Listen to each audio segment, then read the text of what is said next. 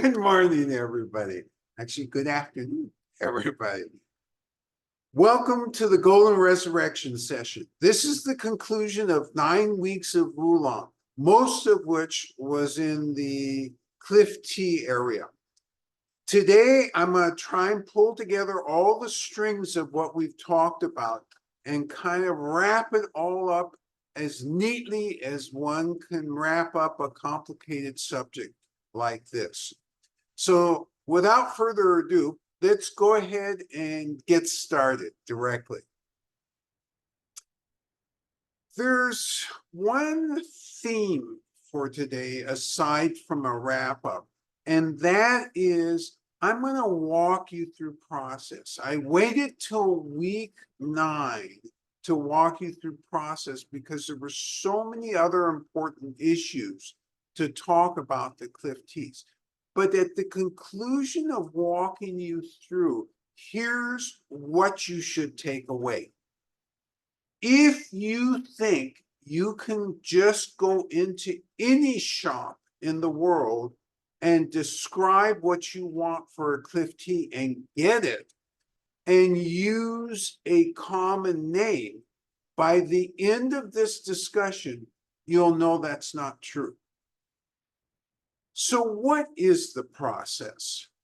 In the Wuyi Mountains, where Golden Resurrection comes from, there's really a window of picking from early March all the way to the start of May. That's really the window. And who controls this window? What controls this window? Well, actually, as it turns out, there are two basic controllers. One is the varietal itself, and the second is where it is located in the terroir. So if it's located in a very foggy place, or a very cold place, or a warmer place, that's going to affect when it's ready to pick. So let's think about the farmers for a minute. Do farmers then, are they happy with, say, they've got a late picking one, maybe it's ready April 16th, and by, April 24th, it's all done. Oh, and they're all finished, right? No, these farmers, remembering that they have discrete fields, the fields are not very big. 1/8 of an acre, sometimes less, sometimes way less, because when you're in the prime area, it can be just a few plants. And so what have they been over the last 50 years doing? They've been working on evening out the workload. So how do you do that? In each of the fields, you plant a different varietal. You plant a varietal that comes to fruition, so to speak, an early varietal. And then you have fields with medium time varietals. And then you have later varietals. And so this is something most people don't talk about, but this is the reality of both the research centers in China, particularly located, or the center that really does the research on the Cliff Teas, what they're thinking about and why it takes so long to go from a new hybrid into fields is because they've got to be able to accurately, for most of the major terroir types, be able to describe, when will this generally be ready? Because the farmer has to do planting. So this is one very important issue. So I ask you this: if you take a late developing varietal from southern Fujian and move it and plant it in the Wuyi Mountains, is it going to be ready at the same time, the same relative time? Let's throw in a word there to give us some leeway. The same relative time as it is in the South. They've already done these experiments. And the answer is no, not at all, because it doesn't warm up enough until later for that particular varietal to be ready for picking. So this is all part and parcel of how tea varietals in Fujian get moved around. There are reasons for this. So remember, today you're going to leave with understanding why you can't go into any shop in the world and say, oh, you know what? They have this varietal in China, which I know as Jinfo. I happen to know that because I speak Chinese. I come from China. Yeah, I know that. I want your Jinfo. Okay. So you say this to the proprietor. Proprietor happens to speak Chinese and says, oh yeah, I got that. Here. And you taste it and you're disappointed. You're disappointed because it doesn't match somebody else's. And why doesn't it match somebody else's?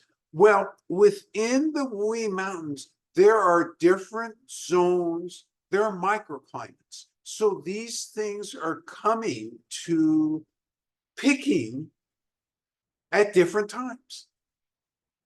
You have different skill levels.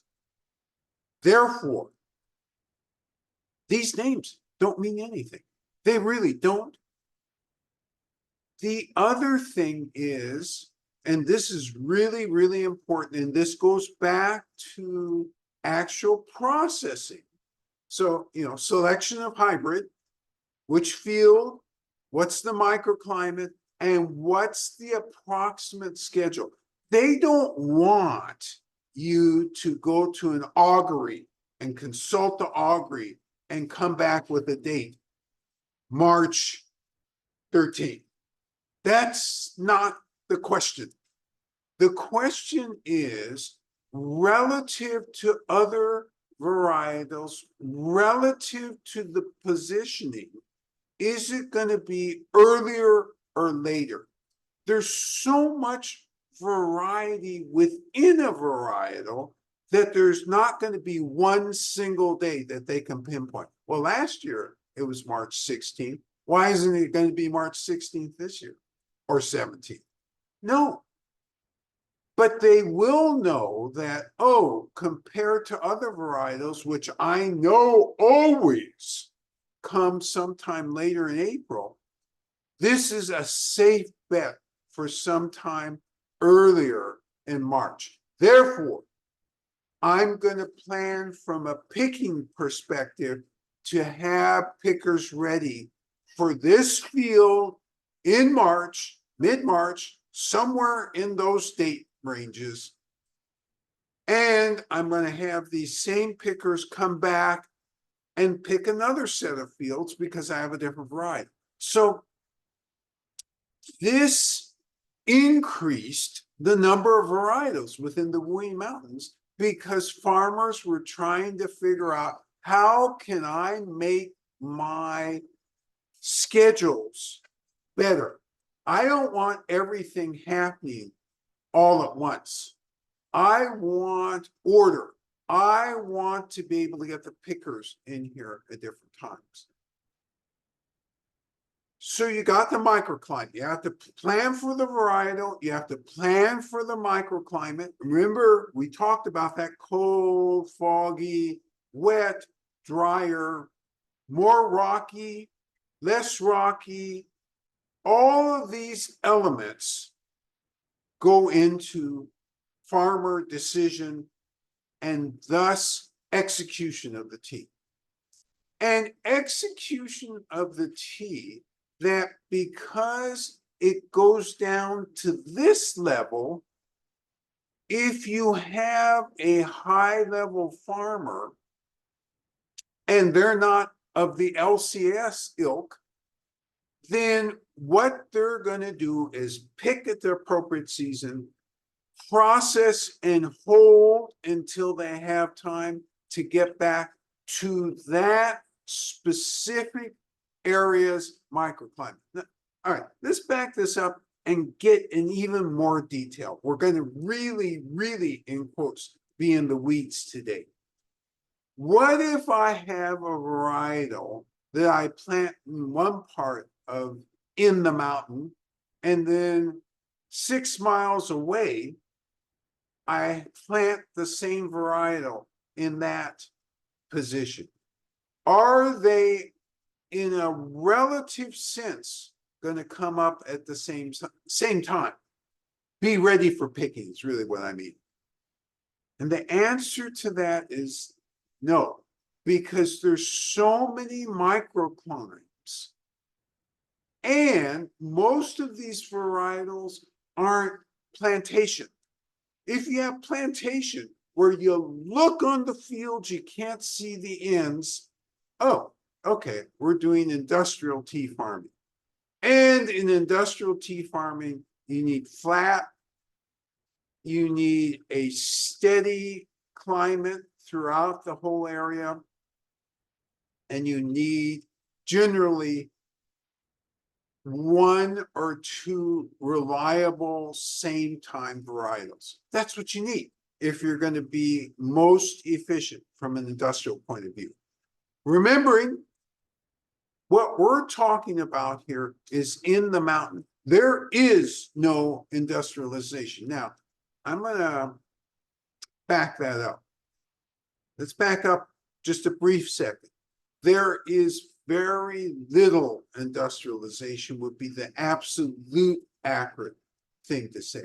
And what I mean by that is there are certain processes where the complete crafting of it by hand has changed and been augmented by machinery. So there's been some improvements from that perspective.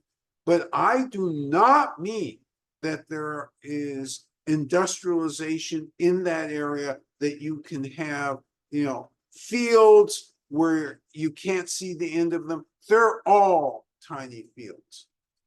They are all segmented, owned by different farmers. So that's one thing.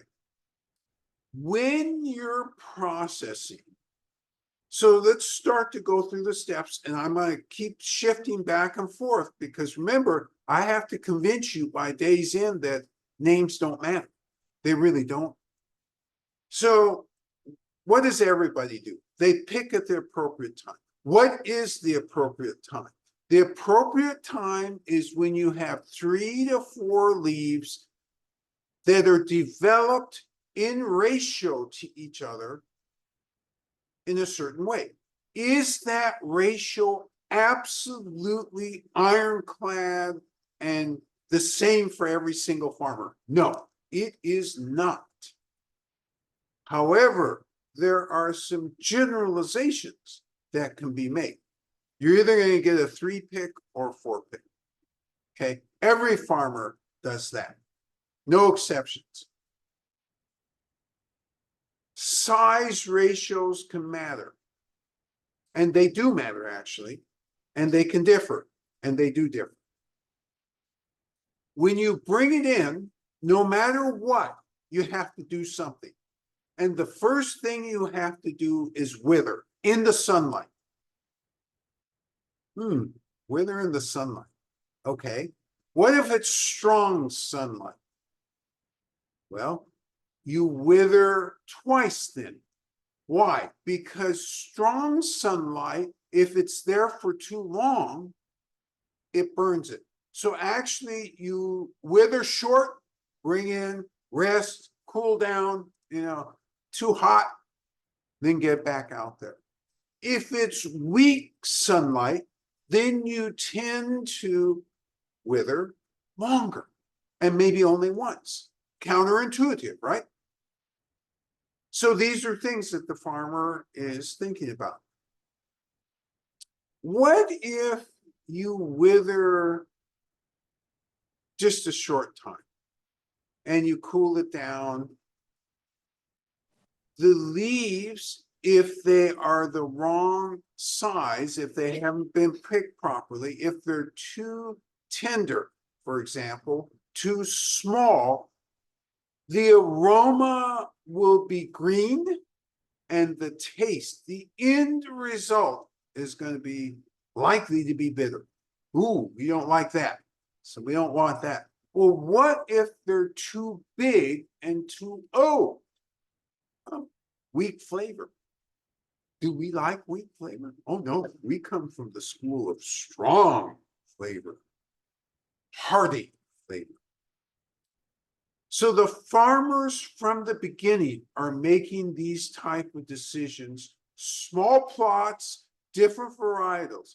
Now, remember, I said that there are vegetal varietals. Yeah, that's such an ugly term, vegetal varietals. It sounds like, oh, I'm going to make Wulong spinach or Wulong asparagus. That doesn't sound very good. However, that's the way to translate the Chinese of what they're referring to. And these are specialized varietals, usually just a few plants that exist throughout the Wuyi Mountains, and they're naturally occurring. And they have a different flavor profile. I ask you this. What if I'm a lazy farmer? Gosh, there's only 3 or 4 bushes over here. Let me quick pick this. Yeah, the leaves are a little bit different, but you know what? I'm gonna just mix them up with others. No, you aren't. Not in that arena. Why are you incentivized not to do that? If you're able to identify, the source material comes, and that's the terms they use, by the way. They don't say, oh, the golden Buddha or this. They don't say that. They say the source material is this vegetal stuff that I've been picking, or my lineage has been picking for 50 years. It has a specific set of flavor notes. You never mix that as a farmer. You get more money if you can keep it segregated. It's a lot of trouble because this is intense work, isn't it? Craft work. But that's what the tea world is. It's like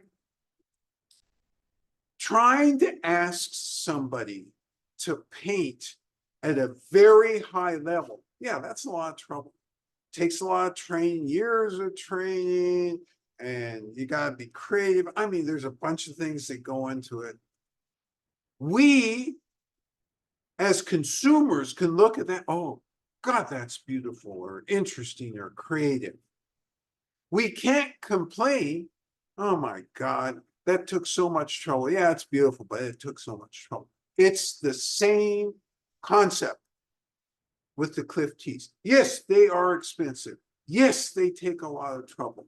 But this is why we admire this. This is the art of tea, the true art of tea. Why did we take 9 weeks?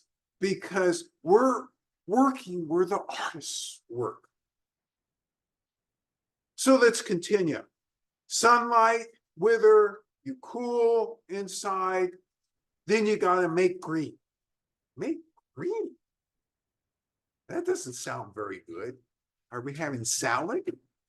You notice, didn't put an S on that. Make green is a very specific processing term in Chinese. And at the highest levels, it means one of 2 things.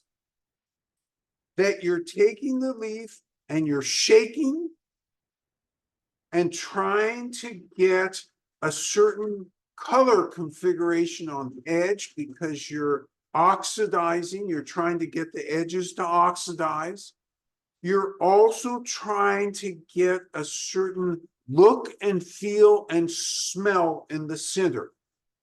If it smells grassy, you're not doing your work.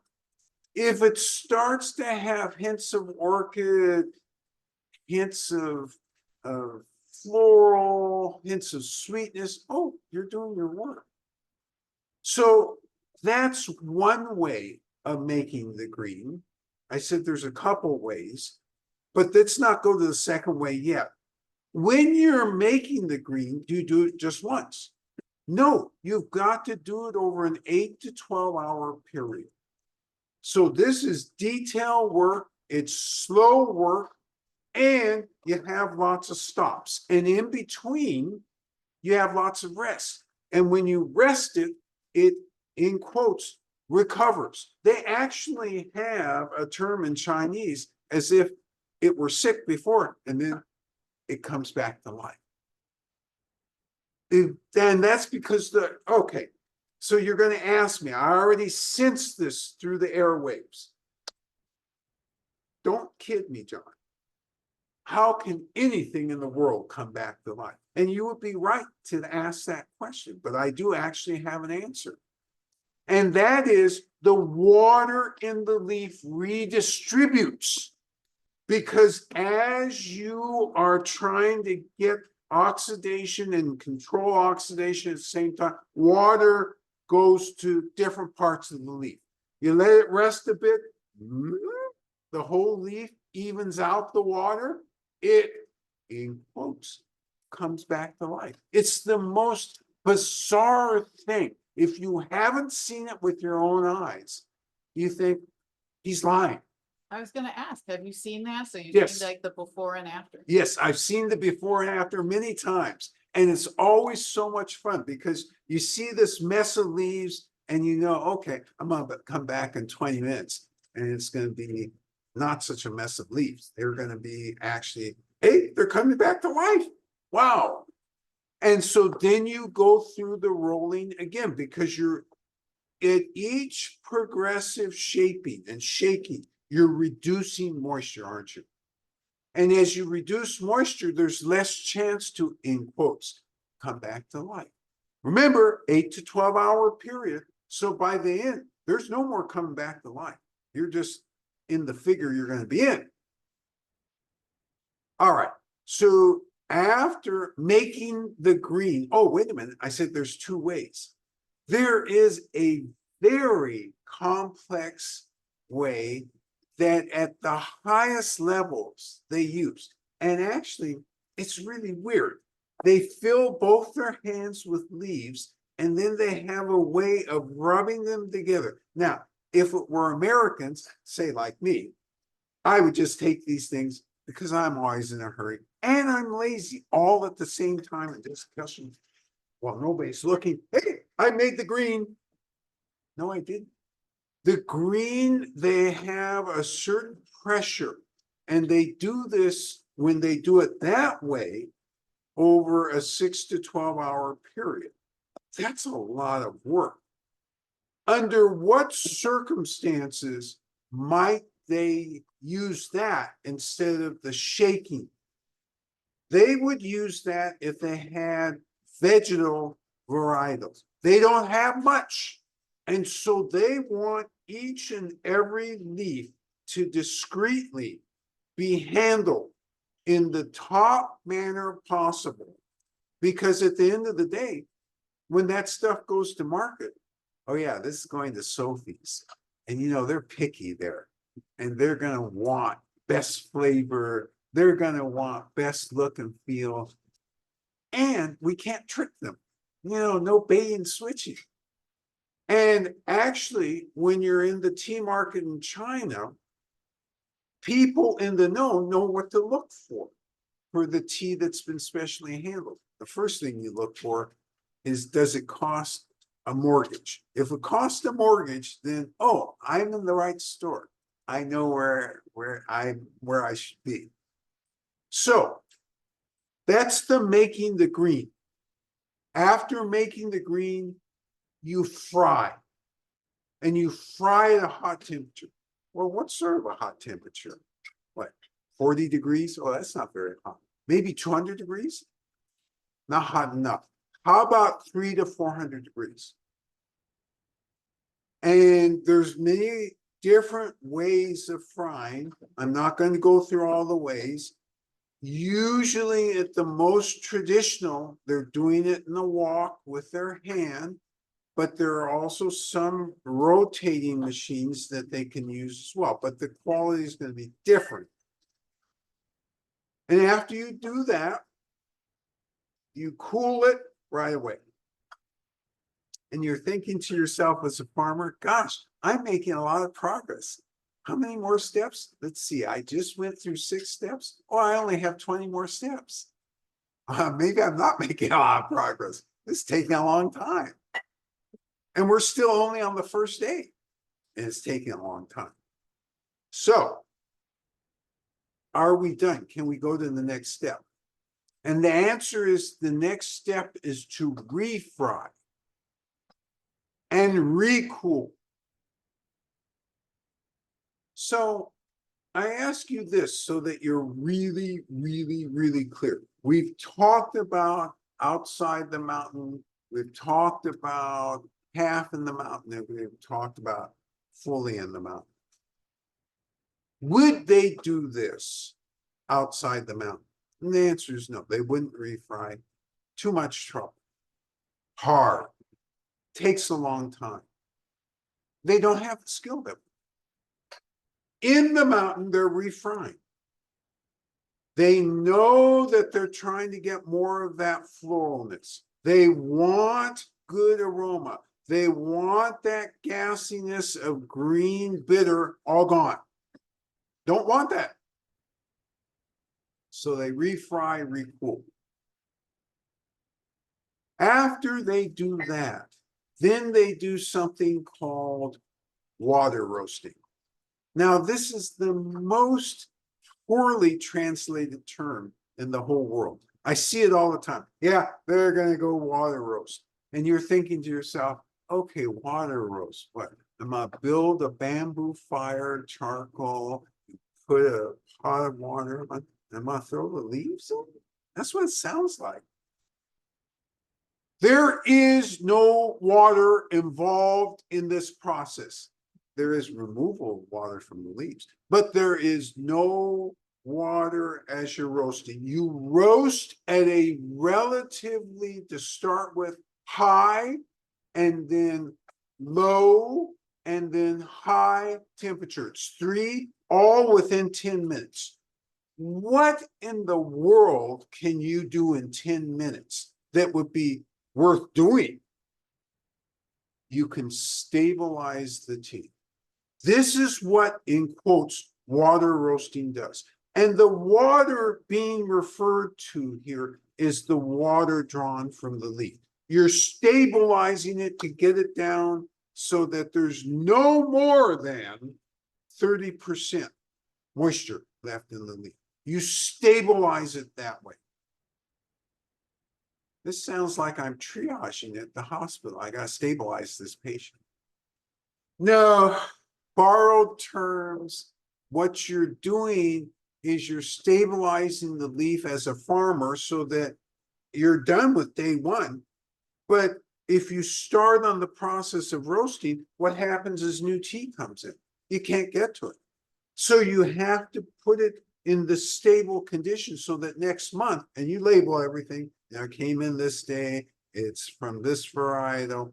And remember, we're up in the mountain, so we're not mixing varietals. We're not clumsy, we're not LCS, we're none of those things.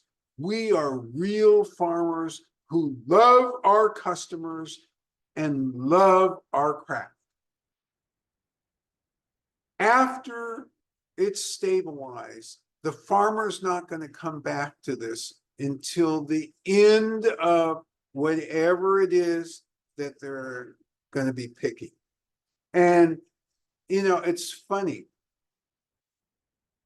You hear some farmers say, oh, you know, in the mountains, not so fancy. You know why they say this? This is a real easy thing to identify. They say it because they don't have the land in the mountain. If they had the land in the mountain is a premium. You can't get it because family to family, it's lineage land. You can almost never get that stuff. And so if you don't have it, then you just call it, it's not important. Because in human nature. And it's just like if you're not drinking oolong because in the mountain because it's so expensive, it's no good. I just take this out of it. No, both of those things are false and they're patently false. And the process is so different. It's two completely different teas. And yet, I ask you this, might they be the same varietal? Yeah, you have the same varietal outside the mountain. Is it going to be anywhere within a taste realm that you here at Sophie's would accept? You would think we had gone out of our heads if we brought you out of the mountain cliff teas and served them to you and smiled at you and said, okay, $20 a cup. You would flip out, as you should. So this is again why names don't matter. They really don't. In China, there's this panoply. See, I like to use these large words. In other words, there's a lot of different teas named different ways that are actually the same cultivar, but they taste different because of where they're from. Lots of teas that have number names. Oh yeah, this is 105. This one is 214. So again, it wouldn't matter if I had 105 on the board. I know what 105 is on this board. I know exactly what 105 is on this board, but it would mean nothing to you. But the taste and your description of it means a lot. And if you go to another shop and say that taste and description, they better get something that tastes what you have here. So after stabilizing and getting into, they've gotten all the varietals in, they've gotten all their lands in, they go and then start the roasting process. And the roasting process is different by farmer, and it's basically, some farmers are a little higher on the first roast, a little lower on the second. You got a whole set of circumstances going on, but they know their craft. They know what they want that end result to be.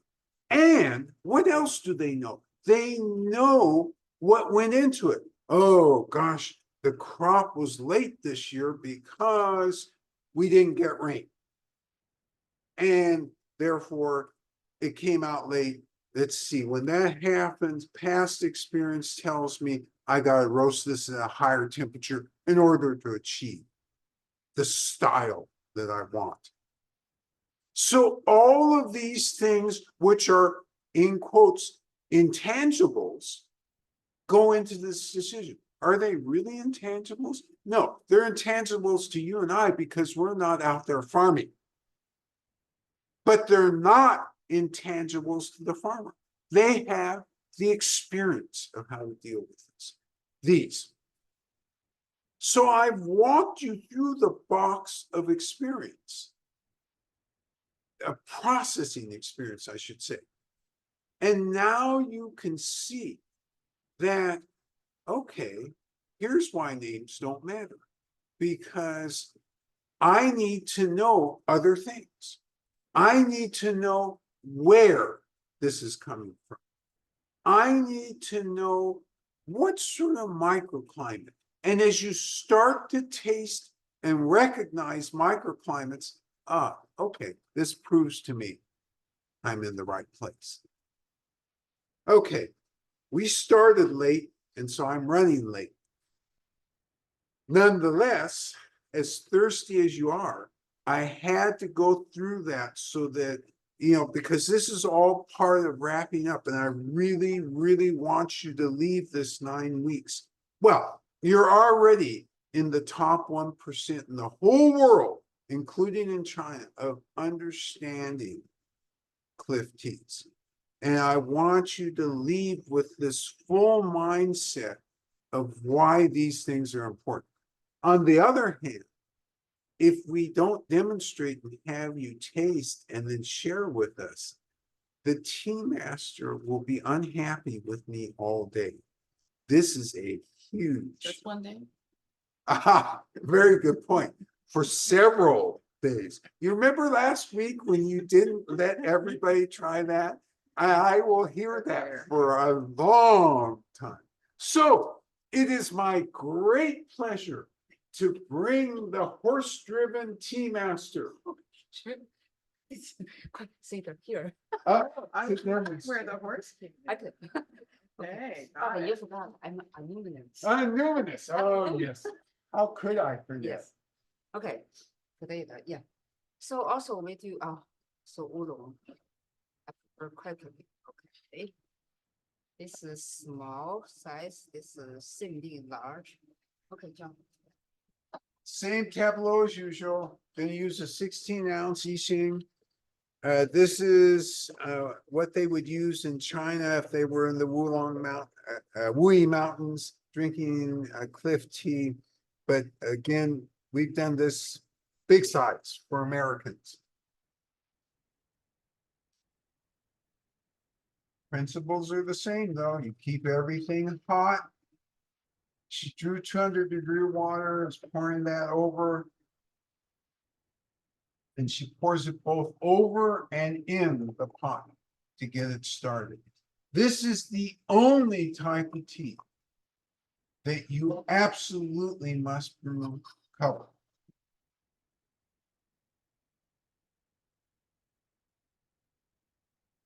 Making sure that the cups are absolutely clean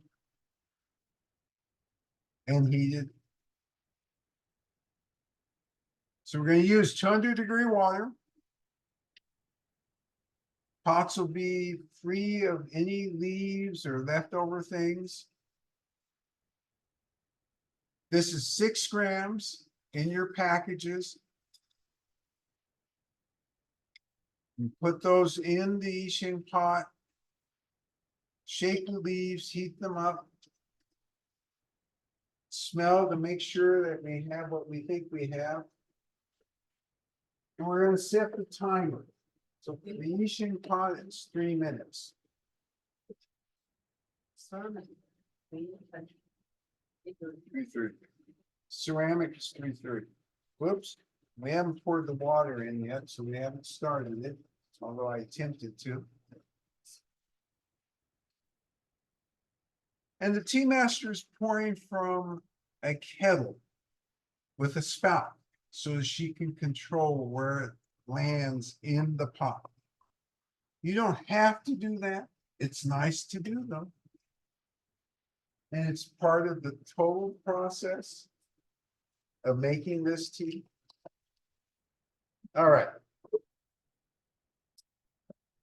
So the golden resurrection is in the mountain, but it's not in the primary places in the mountain, but it's there at the borders of in the mountain. So this is an excellent tea.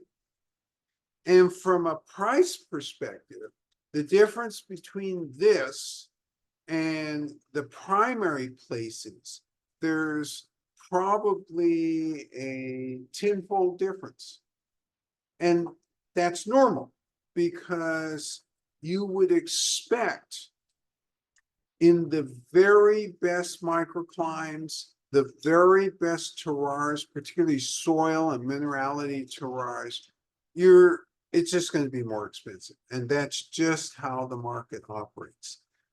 But remembering that here at Sophie's, we're looking for flavor and we're looking for balance, and we try and achieve both a reasonable price and a flavor profile together, but we expose you to everything.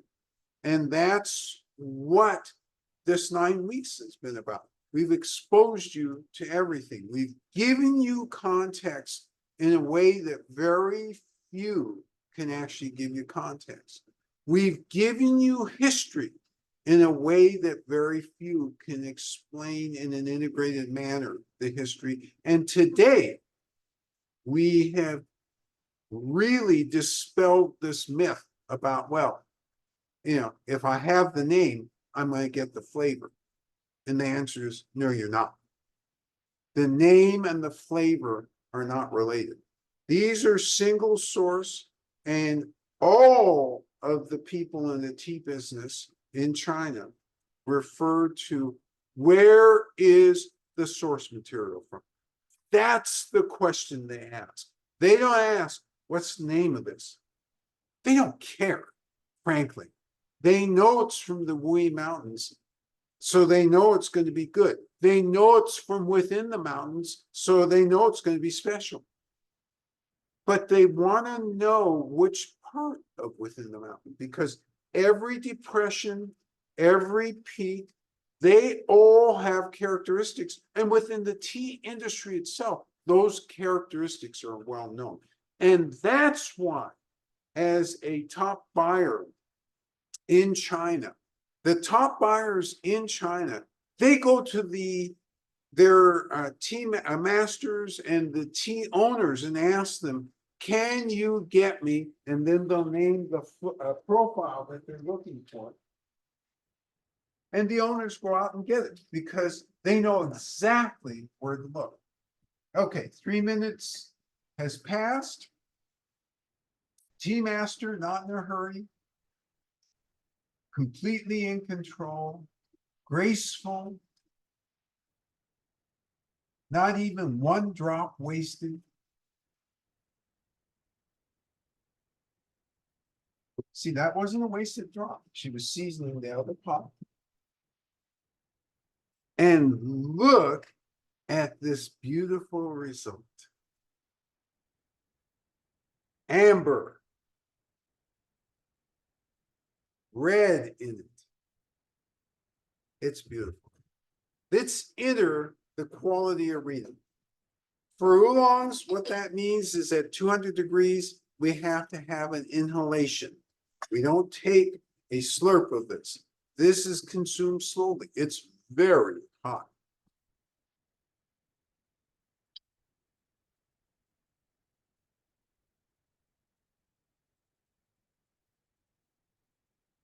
Okay, we're looking for where the astringency is. We're looking for aftertaste. You're taking notes. You have your notes from the previous 8 weeks. So you have something to compare to. I'm going to take another sip of this. I'm going to verify what I'm smelling. I'm also going to verify what I think I'm tasting, flavor-wise. And this is going to change. It's your turn to brew.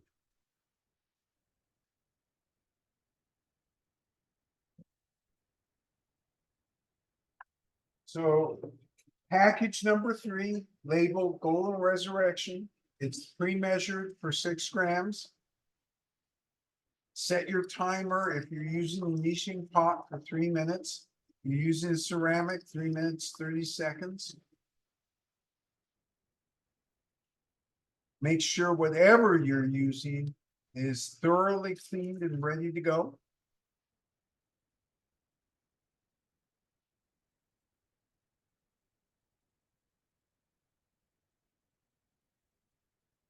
And the tea master demonstrates really good tea hygiene, not handling the leaves with her hands, but in fact using the so-called chahai and that tea needle to move and handle the tea leaves. Why is that tool used in China? Because people, sometimes have lotion or oil or incense or something on their hands. And the minute you touch the tea leaves, they absorb that stuff. And, the farmer has gone to all this trouble to pull out these wonderful flavors and aromas, all the sugars, the esters, all the things within the tea leaf to get to the outside of the tea leaf so that you have this wonderful flavor. Let's not disturb that. It is really the principle of using and making sure that you don't use or that you don't touch the leaves with anything that has odd aromas or any oils or anything that can leave a residue. So this is how these tools have developed over the years. Because China has known that leaves are sensitive and pick up, and they've known this for a long time. So these tools didn't just start developing in the Qing dynasty when the Wulong tea was made. They were developed long ago when tea from all of these areas was being done as green tea. So it has been known for a long time, handle with care. All right. So you set your timer for 3 minutes or 3 minutes 30 if you're using a ceramic, and you make sure it's covered. So as you go into this, one of the things you should be thinking about, having gone through these 9 weeks, remember we started in southern Fujian. We started there so that you would have backdrop. And we started there so that today, when I talked about how early they harvest in the South, you understand why when a varietal is moved to the north, there's a reason for that. And when the Tea Institute experiments with teas from various areas, they're always looking at every attribute, most especially yield and timing. Obviously, if it's pest resistant, that's good. Obviously, if it's weather extremes resistant, that's good. And that's why it takes 20 plus years to develop these varietals fully and get them integrated into the tea industry, because they gotta make sure that all of those circumstances are taken care of. You can't cripple your tea industry. And if you don't test for this stuff and aren't careful, all of a sudden you mess up the farmers. Yes. Aggie says the aroma, even in the back, is enticing. The heated leaves are buttery with caramel and chocolate hints. The pleasant aroma continues in the tea liquor. Can't wait to taste. Caramel, chocolatey hints in the tea leaves. It's in, Aggie talks about this being enticing right from the get-go without even tasting the tea liquor. This thing is incredible. And I like the comment because, and this is why we're ending on this note. I can really always trust all of you to identify these things. And as we work backwards, you see that we didn't set this up in some willy-nilly way. We set this up very, very carefully to think about what you would be experiencing.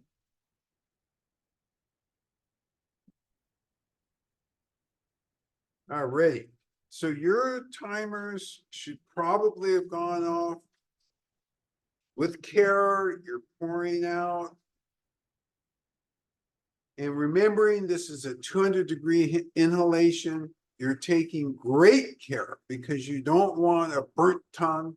You don't want to damage your taste buds, but you want to get the full enjoyment from this wonderful aromatic cliff tea.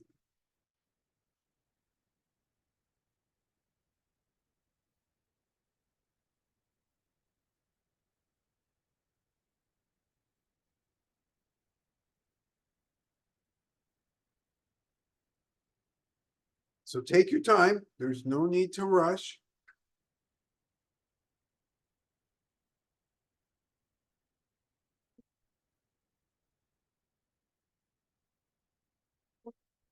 Yeah.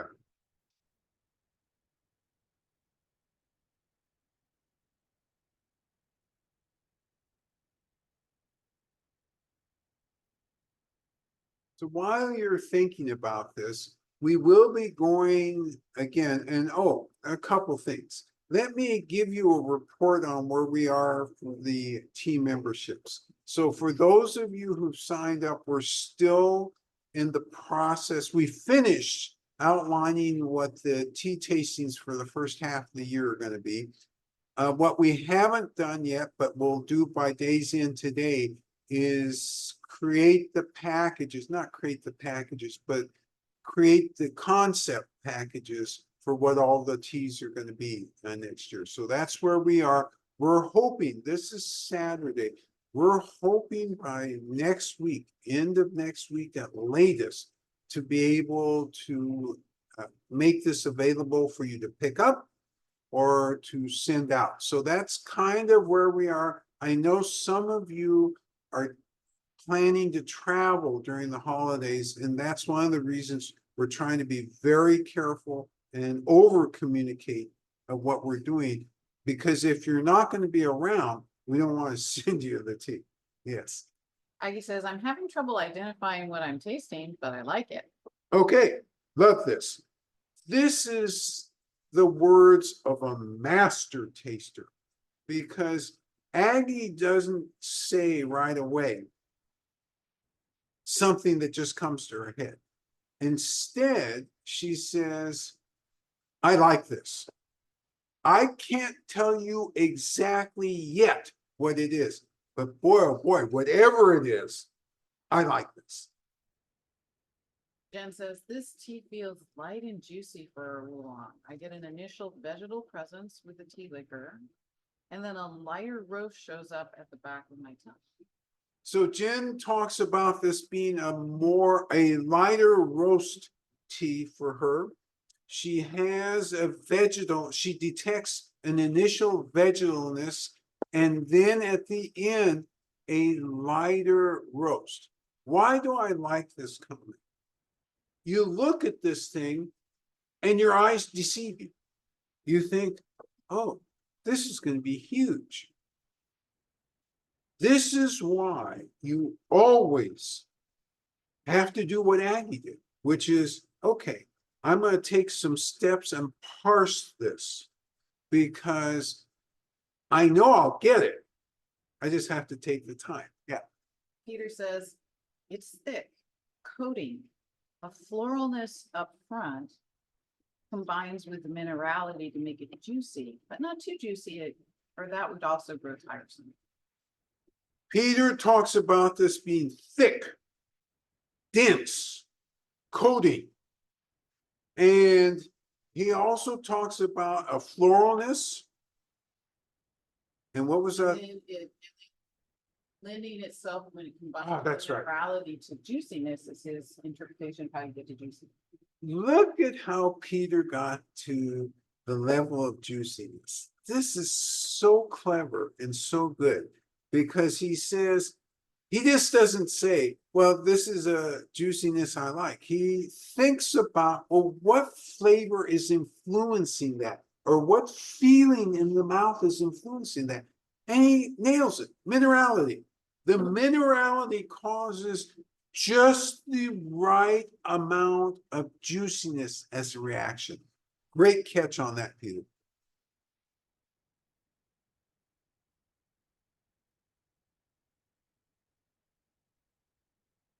This is why, one of the reasons I love working with all of you, because now I have to reveal something that in years past wouldn't have made any sense at all to you. You have come upon the flavors and the way to evaluate the flavors in terms of spatial time faster than I did. It took me a longer process to appreciate these things. And I really, really admire how fast that you've come to be able to appreciate these things and then nail them to the process and nail them to the terroir. That was the disadvantage I had, because I had to go to all these places and work through all of this and kind of uncover it myself, because I didn't have a guide.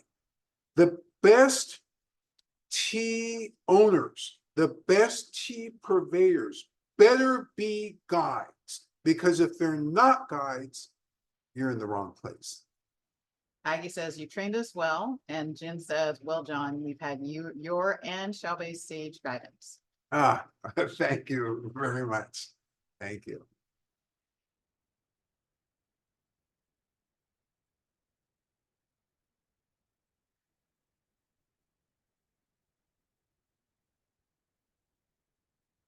So while you're thinking, there's one other thing I'm going to say, and one of you would come across this comment at some point anyway, at any rate, but because I started so late, want to at least get it in and make sure everybody hears it.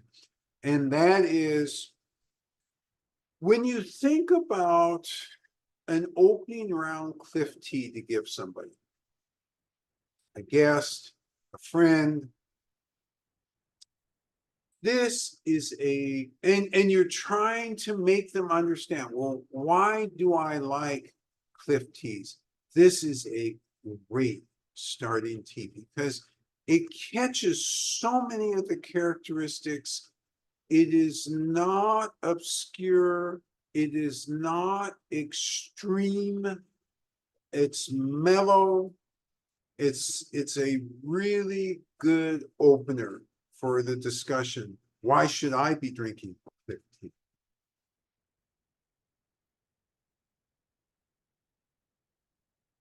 Peter says, good similarities to nectar, which is another cliff tea here at Sophie's. And it's interesting to think back to some of the other Wulongs that were dry, not thick, and astringent up front.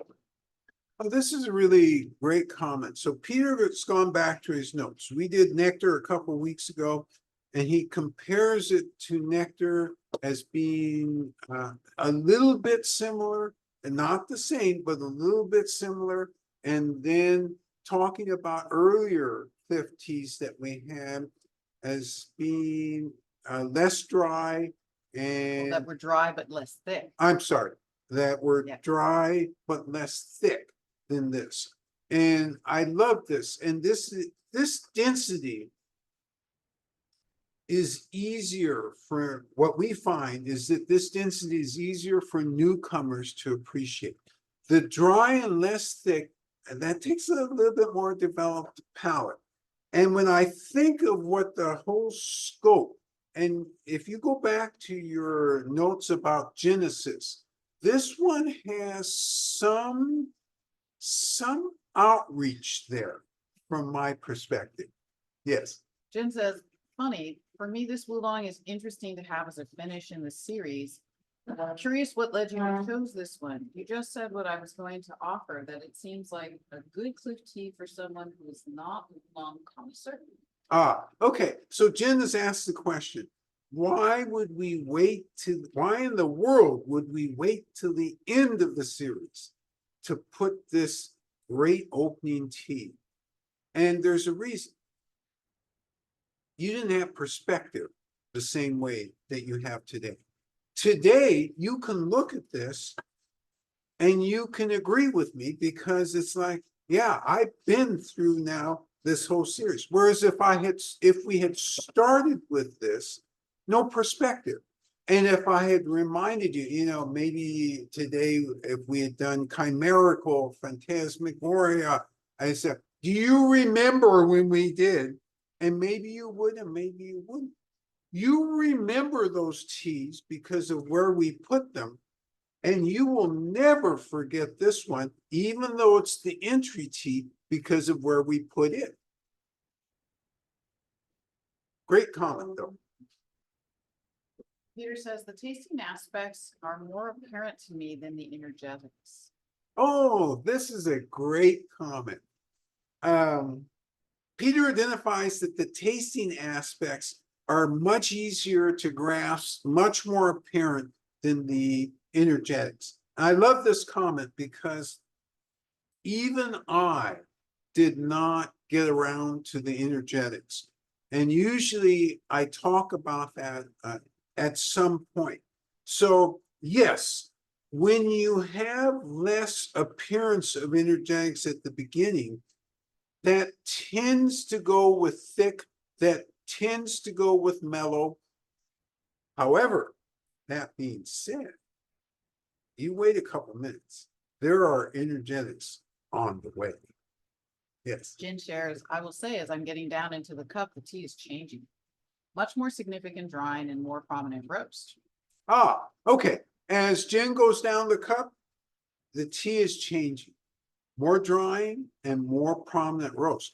And I love this because the more prominent roast, and I love the order you said that, the more prominent roast does not change any of the previous comments and does not make one dislike this. Aggie says, we'll have to review my notes, but I'd rank this one as one of the top 2 or 3. And she adds, overall energetics I get are comforting from start to finish. Oh, that's great. So Aggie offers comforting in terms of energetics from start to finish. And she rates this from all the teas we've had during these 9 weeks as in her top 3 of the Cliff teas. And I thank you for that. We have always loved this one. And because of its position on the board, sometimes we temporarily forget it. But every time we have a brand new person who's really excited about doing an Oolong, this is one of the ones that we think of. All right. I talked us all the way to the end. 9 weeks, 9 glorious weeks spent with you, all of you.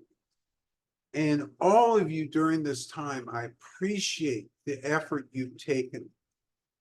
And I appreciate the thoughtfulness that you've gone about this exercise.